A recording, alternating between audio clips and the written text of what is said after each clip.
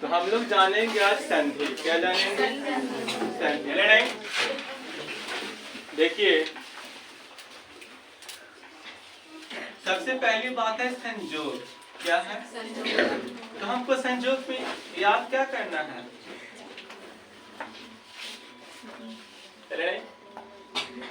तो देखिए हम इसको समझाएंगे आपको बाद में, ठीक है ना? अभी सिर्फ पढ़ रहे हैं। संजोग कहते किसको है? जब दो वर्ण बिना विकार या परिवर्तन, जब दो वर्ण बिना विकार या इस बात को नोट कीजिए, ठीक है ना? जब दो वर्ण बिना विकार या परिवर्तन किए आपस में मिल जाते हैं तब उनके इस मेल को संजोग कहते हैं। तो हम यहाँ से देख रहे हैं क्या कि जब दो वर्ण आपस में मिला तो कोई परिवर्तन नहीं लाया, कोई परिवर्तन नहीं लाया। फिर से समझिए, जब दो वर्ण बिना विकार या परिवर्तन किए आपस में मिल जाते हैं तब उनके इस मेल को संयोग कहते हैं। अरे जब दो वर्ण आपस में मिल जाए, जब दो वर्ण आपस में, लेकिन मिलने के बाद कोई भी नया चीज नहीं बनावे, ठीक है ना, तब हम उसे संयोग कहते हैं। अगर दो को मिलता और तीसरा नया चीज बन जाता तब हम उसको क्या कहते हैं? क्या कहते हैं? एक ही बार में दोनों चीज समझ में आया?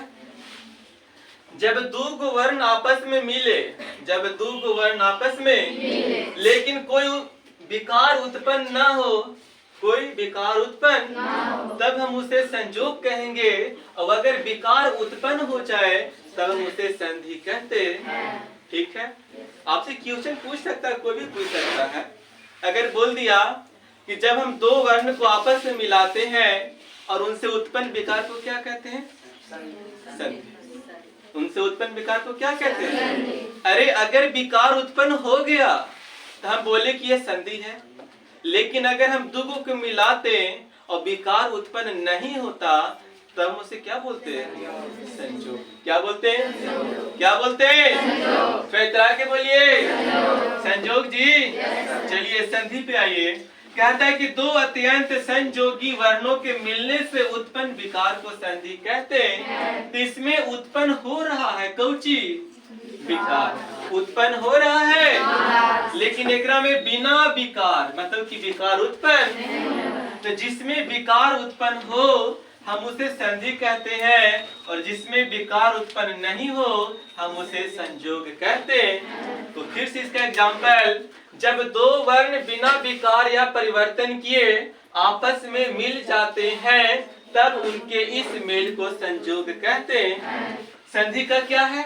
दो अत्यंत संयोगी वर्णों के मिलने से उत्पन्न विकार को संधि कहते हैं। ठीक है?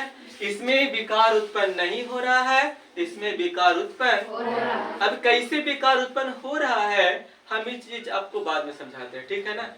देखिए संस्कृत भाषा में तीन संधियां हैं। संस्कृत भाषा में तीन संधियां।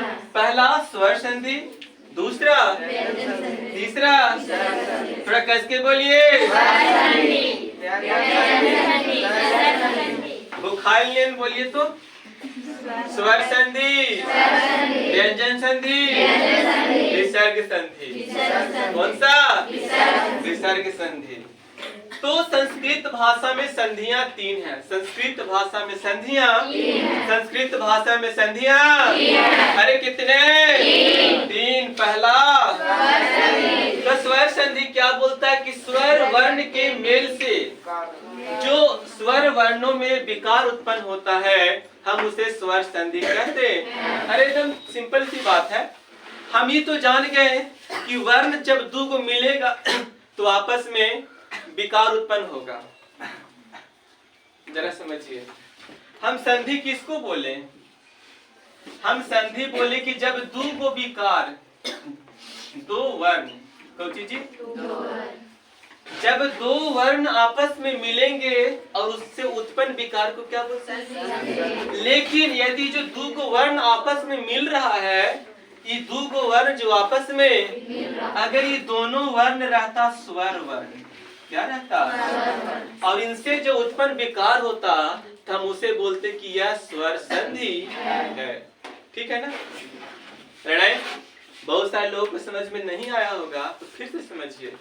देखिए हम यहाँ पर क्या लिखे हैं, दो अत्यंत संयोगी वर्णों के मिलने से उत्पन्न विकार को संधि कहते हैं। हम यहाँ पर ही तो बोल दिए कि दो गो वर्ण आपस में मिल रहा है और उत्पन्न कर रहा है विकार को। दो गो वर्ण आपस में मिल रहा है और उत्पन्न क्या कर रहा है, विकार को। लेकिन अब अगर बोल दे कि जो आप ये दो गो वर्ण मिला रहे हैं, ये दोनों वर्ण है से स्वर है, दोनों वर्ण है से क्या है, तो देखिए लिखा हुआ है स्वर वर्णों के मेल के कारण, यानी कि हम जो दो को स्वर आपस में मिला रहे हैं वो दोनों के दोनों को ची है, स्वर है। तो लिखेंगे क्या कि स्वर वर्ण के मेल के कारण स्वर वर्णों में जो विकार उत्पन्न होता है उसे स्वर संधि कहते हैं। क्या कहते हैं? अगर आपसे क्वेश्चन पूछ ले कि स्वर संधि में किन वर्णों को मिलाते हैं, तो लिखेंगे स्वर वर्णों को मिलाते हैं। ठीक है ना? अब देखिए स्वर संधि के 5 भेद होते हैं। स्वर संधि के अरे कितने कितने स्वर संधि के 5 भेद होते हैं। पहला दीर्घ संधि, क्या है? इतरा के बोलिए, दूसरा, तीसरा, चौथा, पांचवा बोलिए दीर्घ संधि, गुण संधि, यन संधि, वृद्धि संधि, आदि संधि। कौची? एक बार ऑब्जेक्टिव में क्वेश्चन पूछा था कि संस्कृत भाषा में संधियां कितनी हैं? 3। कितनी? 3 स्वर संधि, व्यंजन संधि। आप क्वेश्चन बैंक पलटिएगा, क्वेश्चन आएगा क्वेश्चन तो संस्कृत भाषा में संधियां कितनी हैं? 3। अगर पूछ दे कि संस्कृत भाषा में स्वर संधियां कितनी हैं? कितने जी? कौन कौन? ये भी क्वेश्चन आयल है, ये भी क्वेश्चन। आप अपना क्वेश्चन बैंक में देख लीजिएगा, ये भी क्वेश्चन आयल है। पहला संधि का नाम है दीर्घ संधि। क्या नाम है? पहला संधि का नाम क्या है? दीर्घ का मतलब क्या होता है? अरे इसको दीर्घैया बोलते हैं, तो वो टोटल दीर्घई ना, ठीक है। और इस पाई को भी दीर्घई बोलते हैं, ठीक है ना? अरे बात आ रहा है समझ में? चलिए बहुत लोगों को समझ में नहीं आया तो हम समझाते हैं। हम यहाँ पे लिखेंगे आ ई उ ऊ। हम इसको याद कैसे करेंगे? तो इसको बोलेंगे हर्षय, अब इसको बोलेंगे दीर्घई, हर्षय दीर्घई, हर्षय दीर्घई। तो हमको पढ़ क्या रहे हैं? पढ़ क्या रहे हैं? दीर्घ संधि ना। तो हम यहाँ से दीर्घ इस ये जी इस दीर्घ का मतलब क्या होता है? एक पाई। इसका मतलब 2 पाई। अरे हमार झोपड़ी, ये तोर झोपड़ी, तोर झोपड़ी ना। अब इस दीर्घ के मतलब तोर गोड़, ठीक है। तो आप देखिए दीर्घ संधि में सिर्फ हम बात करेंगे दीर्घ का। किसका बात करेंगे? दीर्घ संधि में सिर्फ बात करेंगे। तो आप यहाँ पर देखिए लिखा क्या है कि 2 समान स्वरों को मिलाकर एक दीर्घ स्वर हो जाता। 2 समान स्वर को अगर मिला दिया जाए तो एक दीर्घ स्वर हो जाता है, तो हम इसे दीर्घ संधि कहते हैं। कैसे? देखिए अ और अ ये दोनों मिल रहा है आपस में और बन कर रहा है आ दीर्घ है। अरे आ तो हम इसको बोलेंगे दीर्घ संधि है। कोची है? फिर से आइए आ मिलकर कोची बना आ का मतलब दीर्घैया एक पाई। अरे हाया ना।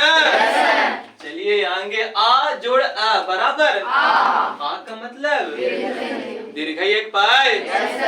आ तो कोची हुआ आ कोची है दीर्घ है पैया ना। अब आ गया ये ई तो कोची बन गया। अब इस ई का मतलब कोची होता है दीर्घाई ना।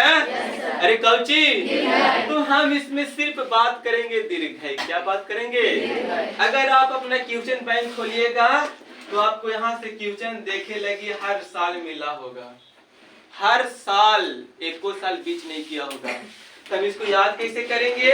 बोलिए आ जोड़ आ बराबर आ जोड़ आ बराबर आ जोड़ आ बराबर आ जोड़ आ बराबर ई जोड़ ई। अरे दीर्घाई कौची, हम हमेशा इसको दीर्घाई बोलेंगे। कौची बोलेंगे? ई जोड़ ई बराबर ई जोड़ ई बराबर ई जोड़ ई बराबर ऊ जोड़ ऊ बराबर दीर्घाई ऊ। दीर्घाई देखिए ऊ जोड़ ऊ बराबर दीर्घाई ऊ, ई वाला ना। अरे आया ना। तो बोलेंगे ऊ जोड़ ऊ बराबर ऊ जोड़ ऊ बराबर ऊ जोड़ ऊ बराबर ऊ जोड़ ऊ बराबर। यहाँ तक कोई दिक्कत है? दीर्घ संधि समझ में आया? तो दीर्घ संधि का फार्मूला है, कोची है? हम बोले थे कि मैथ नियम पढ़ेंगे फार्मूला याद कर करके, ठीक है ना। दी हो गया दीर्घ संधि का फार्मूला, कोची, ठीक है। अगर हमको ये फार्मूला याद रहेगा तो हम उसको बनाने में तनको देरी न करेंगे, मिनटों के कम सेकंडों में करेंगे, ठीक है। लेकिन अगर हमको याद नहीं रहेगा तो बोला नहीं बनेगा, ठीक है ना। तो फिर से याद करते हैं, स्वर संधि कितने हैं? 5। कौन कौन? आदि संधि। दीर्घ संधि क्या बोलता है? दो समान स्वरों को मिलाकर एक दीर्घ स्वर हो जाता है। एक फार्मूला कुछ है, आ जोड़ आ बराबर आ जोड़ आ बराबर आ जोड़ आ बराबर आ जोड़ आ बराबर ई जोड़ ई बराबर ई जोड़ ई बराबर ई जोड़ ई बराबर ई जोड़ ई बराबर ऊ जोड़ू ऊ जोड़ू ऊ जोड़ू ऊ जोड़ू री जोड़ बरोबर री ना। अब हम सीखेंगे कि हम आखिर इसको याद कर लिए तो इससे बनाएंगे कैसे। इससे देखिए एकदम सिंपल है। जरा आप यहाँ देखिए, नदी जोड़ इस, नदी जोड़ इस, तो बोलिए नदी। अरे कौची, बोलिए नदी नदी। लास्ट में क्या आया? ई। तो देखिए झोपड़िया किधर के है? दीर्घई है। इस झोपड़िया का मतलब, इस झोपड़िया का मतलब, इस झोपड़िया का मतलब होता है ई वाला, है ना। इस झोपड़िया का मतलब होता है ई वाला। देखा लास्ट में झोपड़िया है, इस झोपड़िया का मतलब हो गया ई वाला। बीच में प्लस है, लगाएंगे प्लस। शुरू में कोई चीज है, ई है। ये दोनों को मिला के कोई चीज होगा, कोई चीज होगा दीर्घई। दीर्घई हम यहाँ से लिखेंगे दीर्घई ई। अब हमको करना क्या है? हम यहाँ से फार्मूला निकाल लिए। याद रखिएगा, अगर हमसे ई वाला क्वेश्चन दे देता और हमसे पूछ देता कि कौन सा संधि है, तो हम यहाँ से ई निकाल के हम बोलते कि सर ये तो यहाँ से मिल रहा है, मतलब कि यह दीर्घ संधि है। अरे है ना। पहला क्वेश्चन बना, पहला क्वेश्चन बना जी। देखिए ना, पॉइंटे पॉइंटे क्वेश्चन है, उसको समझना है। हम आपको समझा कैसे रहे हैं कि इस झोपड़ी का मतलब, तोहर झोपड़ी के मतलब होता है दीर्घई ई। दीर्घ है, यहाँ पर दीर्घई लिख दिए, बीच में प्लस है, प्लस लिख दिए, इसको जस के तस उतार दिए, तो दीर्घई जोड़ दीर्घई बराबर दीर्घई। अब इसको मिलाएंगे कि कौन सा फार्मूला से मिल रहा है, तो यहाँ से मिल रहा है। इस फार्मूला को बोलते हैं दीर्घ संधि। क्या बोलते हैं? तो पहला क्वेश्चन तो यही बन गया कि सर हम इसे बोलेंगे कि यह दीर्घ संधि का एग्जाम्पल है, दीर्घ संधि का। अब इसको बनाना है तो कैसे बनाते हैं इसे देखिए। जब लोग इतना लिख लेंगे तो अपन मन से, अपन पहले इसको गोली मार देंगे, कुछ कर देंगे, मार दिए जी, मर गया, राम नाम सत हो गया, बच्चा कौची। अब देखिए ध्यान से लिखेंगे न के न, न के द के द। तो जब एकरा गोली मारते हैं तो साथ ही एकरो गोली मार देते हैं, कहे कि दोनों का हम यहाँ पर लिख दिए हैं पहले ही से। जरा समझिए, जब इसको गोली मारेंगे तो इसको भी गोली मारेंगे, काहेला कि इसको भी यहाँ लिख दिए थे, अब इसको भी यहाँ लिख दिए थे। इतना समझ में आ रहा है? तो कैसे लिखेंगे? न और द बच गया, तो न और द। अब यहाँ पर ये दीर्घ ई है, दीर्घ तो इस दीर्घ ई का मतलब क्या होता है? तो है झोपड़ी, अब इधर कोची बच गया, अब विसर्गवा के तो कोची बन क्या गया? नदी। क्या बन गया? अरे समझ में आया? अभी नहीं, अभी एक आध क्वेश्चन और बनाएंगे तब तो समझ में आएगा। चलिए बोलिए भानु। अरे कौची? अब इस ऊ का मतलब हमर गोड़ टूटल के मतलब, हमर गोड़ टूटल के मतलब कोची होगा? ई वाला हो जाएगा। और पहले से कोची दिया है ई वाला ऊ, तो दोनों को मिला के कोची होगा?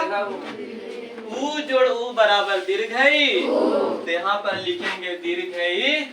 अब गोली मारे वाला एकरा ई वाला खत्म कर दिए, इसको नहीं काटेंगे, इसको यहाँ लिख लेती खत्म हो गया, इसको भी यहाँ लिख लेती भी क्या हो गया?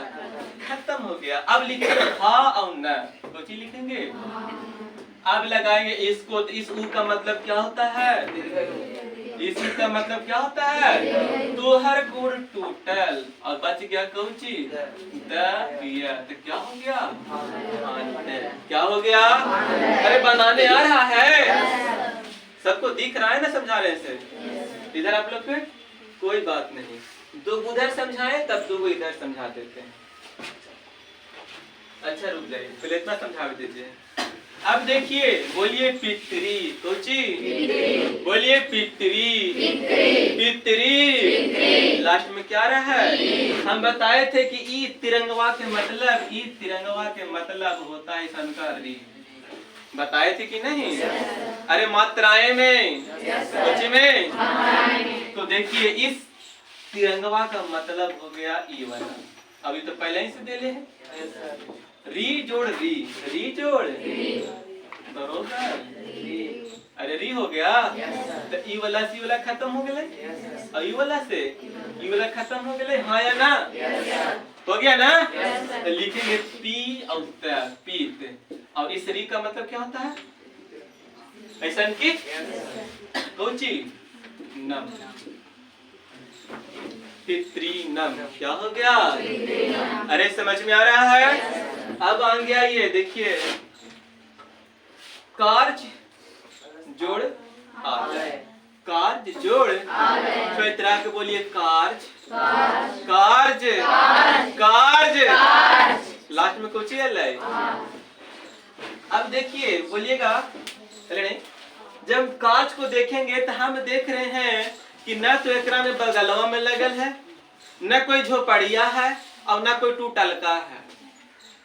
देखिए तरह के जब हम कार्य बोल रहे हैं तो न तो एकरा में बगल में कोई पाई है, न कोई झोपड़ी है, न कोई गोड़ हाथ टूटल है, कुछ नहीं है।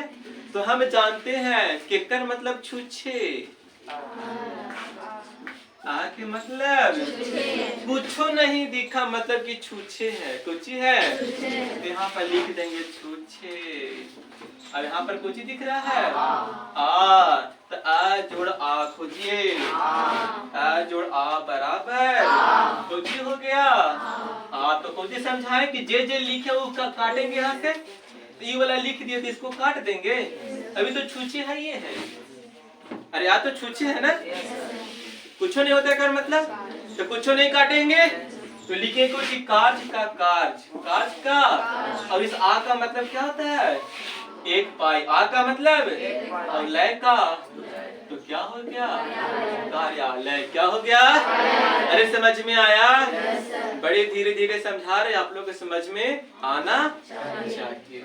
अब देखिए देव जोड़ आत्मा, देव जोड़ बोलिए देव, देव, देव। अब देखिए तो वह में कुछ आपको दिख रहा है, पाई दिख रहा है, झोपड़ी दिख रहा है, गोड़ा टूटल दिख रहा है, कुछो ना, मतलब छूछे, छूछे कौची, तो छूछे यहाँ पे लिख देंगे और शुरू में कुछ ही है तो आ जोड़ आ बराबर आ जोड़ आ बराबर यहाँ से लिखेंगे कोची जो लिख देते उसको काट देते हैं, यहाँ से इसको काट दे। अरे आ लिख दिए ना, अभी या तो छुच्छे है एक मतलब कुछ नहीं तो कुछ नहीं काटेंगे।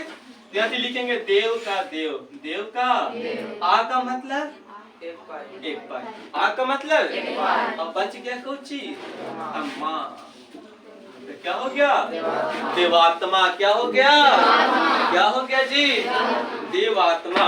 एक एग्जांपल और इधर से यहाँ से लिखेंगे हम लोग विद्या जोड़ आलय, विद्या जोड़ आलय। अब देखिए विद्या, बोलिए विद्या विद्या विद्या। अब ऐसे भी दिख रहा है हमको कि लास्ट में एगो पाई लगल है, एगो पैया के मतलब एगो पैया के मतलब अब एक में शुरू में तो आ जोड़ आ बराबर कर जुटा का आ कर लेते तो आ जोड़ आ बराबर आ हो गया ना, जो मिला उसको काटेंगे।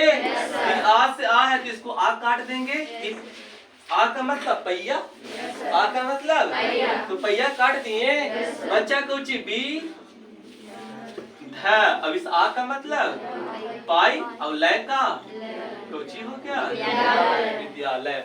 उम्मीद है आप लोग को समझ में आया होगा। कितने लोग को समझ में आया हाथ उठाइए,